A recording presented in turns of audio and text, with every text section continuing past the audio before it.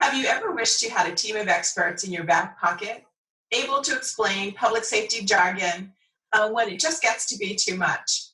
I'm Kathy Francis, Executive Director of the Mid-Atlantic Center for Emergency Management and Public Safety, and we have partnered with Anthem Planning Incorporated to build you that team of experts. Welcome Amy LePore, President of Anthem Planning. Kathy, thank you for your continued partnership during this interview series. And for those of you who have not had a chance yet to check out our first and second interview with Andrew Owlett and Ann Hobson, please over the weekend take a chance to do so.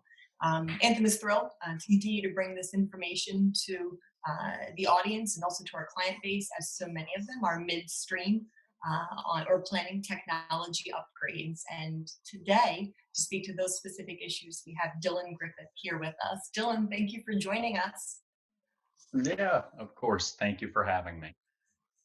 So a little bit about Dylan. Dylan is the CEO of Anthem Planning and serves with us as a senior consultant. He supports our clients who are in technology transition, most of whom are upgrading or replacing their radio communication systems. During his career, Dylan has designed, engineered, implemented, and maintained field expedient and permanent radio systems and structures in both combat and peacetime environments.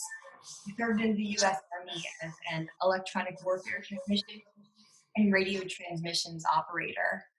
But today, he'll speak with us a little bit about his experience in military and civilian IT and radio system assessment, design and administration, as he has acted as an administrator for land mobile radio systems, which will be of interest to our audience, as well as fiber optic microwave networks for public safety and public service organizations. Dylan is my husband and business partner, and we welcome him here today to talk about preparing for communication systems projects. Dylan, tell us a little bit about your path to becoming CEO of Anthem Planning. Yeah, absolutely. So I enlisted in the United States Army shortly out of high school. I really did not have much of a sense of what it was that I was going to do or even really wanted to do. So it seemed like that was a smart move. In fact, I enlisted in an occupational specialty totally different from the one that I would end up in as a truck driver. And within about a year of being in, we had a field exercise which went horribly awry because we did not have anyone assigned to us that was able to make the mobile radios installed in the vehicles as part of a training convoy operate.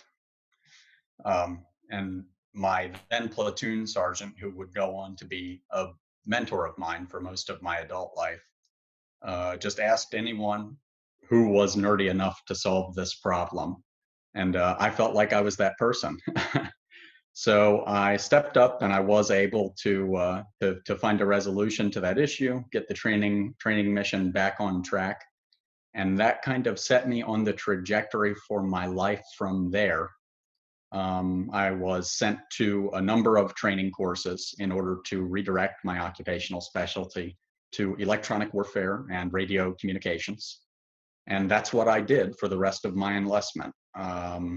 My primary focus was supporting my unit's missions, both during training and peacetime, but I also helped during our deployment to the Helmand province of Afghanistan, 13 to 14, where I was in charge of radio communications for the unit and in establishing good counter remote IED protocols as we conducted our operations there. Shortly after getting out of the military, right after that deployment, I took a civilian job as the radio system administrator for a small public safety radio system, which was in the process of looking to upgrade.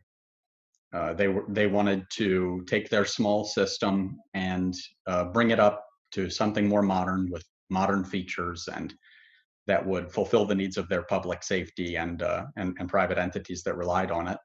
And that small system would eventually go on to become a cell of a statewide modern P25 radio system. that project was a success, and I moved on to work with Anthem because we felt that the skills that I had gained during my enlistment and also time working in the public sector outside of the federal government left would be able to lend something to the environment for public safety clients who were also going through processes like that. So in Anthem, where I am now, I serve as a technical consultant, mostly focused on guiding people through projects very much like the one that I fell into right outside of the military. For Anthem, you play a really unique role as a liaison or translator between organizations and their communication system vendor. Tell us about your work with clients to prepare for and navigate the implementation or upgrade process. Yeah, so translator is definitely the best term for it. Mostly my role when I am working with these clients is to step in and try to find ways to help take the often multifaceted, sometimes convoluted, but always complex process of upgrading a large, and they're usually large, radio communication system to a totally new type of technology, which often requires totally different levels of support. And my role is to take an objective stance back for those people as they are in conversation with their vendor. And even before that, when they are deciding what vendor it's going to be ultimately, and to help them look at the big picture, keep their eye on the prize, and know exactly what it is that they are looking for as they go through that system upgrade process. I help them to perform a solid assessment of what it is that they have, so they know what they are moving from and what they are moving to, and try to, when we are in the project together, help to eliminate scope creep and serve as something of an intermediary between both the client and their vendor to keep everybody on track as they move toward that ultimate system upgrade. So Dylan, first, thank you for your military service. We are grateful for your service to our nation. And you're also a great example of someone who has taken crossover skills from the military to today's public safety environment. So when we're thinking about upgrading or replacing radio communication systems, certainly the obvious is finding a great technical expert. But what steps should an organization or a jurisdiction take as they start to consider that replacement or upgraded system? There are a couple things that that organizations should seek to do as they are planning for that process. The most simplistic of which, but one that almost always is forgotten about, is to gather all of the information that you can about that system. So oftentimes I will come into a project and they'll know what kind of a radio system they want, but don't really have a sense of what kind of a radio system they even have today.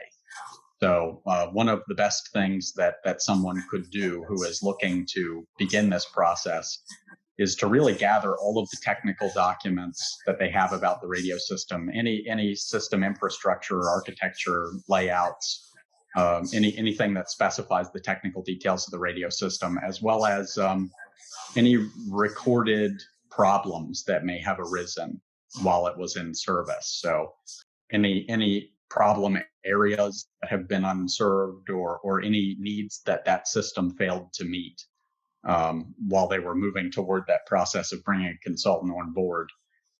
Really keeping in mind that there's no detail that is too small to be useful when taken as a part of the bigger picture in helping your consultant to come up to speed quickly and really be able to help determine the focus for that project. So Dylan, once you have that consultant on board, what are some of the critical features and operations that you should work with them to have in place to be ready to launch a project? Yeah, so once you have your consultant working with you and they're there and have a good sense of some of that technical documentation that you've gathered for them, you and them should begin kind of an iterative process of working through all of the different things that your system is doing for you today that you need to continue to do, but also where it is failing to meet your needs. So what types of functionality might make your emergency response more efficient in the future? What things are going to reduce that span of time that exists from when someone calls 911 to when they get that first responder to their door? But also, what are some of the things that this technology is going to need to do that maybe don't directly operate as a part of the basic functionality of the radio system? So what internal pieces of technology is this radio system intended to interface with? Oftentimes, a radio communication system is going to interface with a CAD system. There will often be an interface with a phone system, with recorders. What are all of those tertiary pieces of technology that are likely to require some time and engineering to continue the functionality that you have today, or to improve the functionality as they interface with those systems in order to meet the needs of your first responders in the future?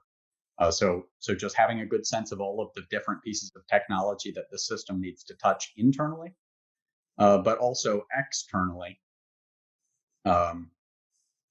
Who is this radio system talking to that maybe is not just your immediate stakeholders? Who are some of the people that are out there in the field that you don't think of when you're first thinking of first responders? The people who are out in a hospital that may have a couple of your radios, or maybe even a dispatch console. And how are you going to handle the backhaul connection over there with this new piece of technology in order to maintain the functionality that they're used to today or improve it? That's a thing that you're going to want to work with your consultant to really hammer out. Who are the people that are near your agency that rely on your communications ability, or with whom your interoperable response would be improved if you had a greater ability to talk to them? So what counties are near you? What states are near you? What other agencies are near you that you need to be able to talk to or want to be able to talk to in order to really improve your interoperability of communications and make it easier as your first responders maybe traverse state lines or when people come to talk to you? And another big thing, and a huge thing actually, but seems kind of basic that people don't often think about, are who are your internal and external stakeholders broadly? So what are all of the people that you would immediately think of that are going to rely on this radio system in order to get their jobs done? And how are they going to rely on it? What functions and features are going to help them to do their jobs better? But also, who are the external stakeholders that are going to rely on this radio system? The people that are actually out there who are going to be served by the entities who are using this piece of technology. So the people who are there, who are having the first responders come to their door, the population that is served by your agency. And always keeping in mind what the decisions that you're making as you go through this process are being made for. They're being made in order to ensure that people are living good lives out there. So you always want to keep your mind on, how does this technology improve the lives of the people that we are intended to serve? And that's a thing that is really easy to forget about. It might not seem important, but when you think about technology implementation in this way, you tend to ask for the things that you need and maybe not the things that you don't. And that's good for the public safety entities, because having what you need and not having frills or things that are maybe not as functional as that are maybe not as functional as you would like, that would have just been kind of a bell or a whistle to the system. That's less stuff to break, less stuff to go wrong from a technical perspective, but it is also less expenditure, and less expenditure is always a good thing. Turning toward the current issue of pandemic response, what steps might a jurisdiction take to ensure increased resilience or continuity of operations for their radio communications function? toward pandemic response, I would say some of the key things that you could be doing in order to ensure that your system is more resilient and that the operations that support that system are more resilient is to look at the things that the system is called on to do, and make sure that you have hard and fast standards and protocols that support them. To make sure that your SOPs and guidelines are clearly established and that they are easy for anyone to pick up and follow in order to ensure that system failover scenarios are not a surprise when they do eventually happen. And also to make sure that your personnel are trained in how to maintain and operate the system to the extent that they are able to be. Another big one would be to make sure that you have the inventory to even support sudden repairs, or maybe inventory to support surge capacity for the types of things that arise in the middle of an emergent response or a pandemic, and make sure that you can have the stock in the back room there in your shop to be able to field radios out to medical personnel as they are preparing to respond to something. And maybe even to non-medical personnel as they are moving to staging areas or shelters. And probably the most critical is to make sure that you have redundancy in the people that operate that radio system. Just about every radio shop that I have ever seen operates at a deficit for personnel. They typically have one system administrator. Sometimes they have just someone who serves in a non-technical role as labor or an installer. But that really does not leave any room to respond to a larger event, or if there is an emergency that takes one person out of that equation, leaves that shop in a critical position where they are no longer able to perform their duties or meet the needs of the entities that they serve. So really making sure you have the proper number of personnel in that shop, and that there is well-trained backups to those people too. And for some entities, that's going to be too much to ask. They don't have the budget to put another full-timer in their radio shop, and that's fine. But probably somewhere in your organizations is someone who is technically minded and willing to learn while operating in another capacity, who could aid in a backup scenario and would be receptive to some training. Dylan, thank you very much for sharing those tips, especially for our first responders who may be listening today. And many of our audience members either are currently in the public safety fields or they're seeking a new career in public safety. So for anyone who's interested in a radio communications field, what skills or competencies might they seek out? I would say for people who are interested in getting into this line of work and maybe are younger or are students or are planning what their career is going to look like, it seems to me like the most linear pathway to receiving that training is the military. There are college courses that focus in engineering, but very few of them will be specific to the maintenance and operation of a radio communication system, or in some of the RF components that support them. That just seems to be a type of technology that is in so common use in those fields, but in such niche use in the public world, that the military is really the place where you can rapidly get that training. So for someone who's young, I would say maybe consider an enlistment, but consider an enlistment as a stepping stone in your career. Don't look at it as necessarily the thing that you're always going to do unless you love it.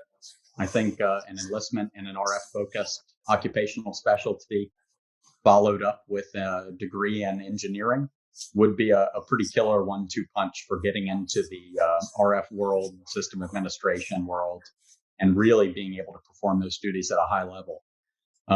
For people who are maybe already operating in a public safety capacity or already established with an agency or otherwise moving on in their careers, the best way to get into that for people who aren't in a position to enlist is to ask.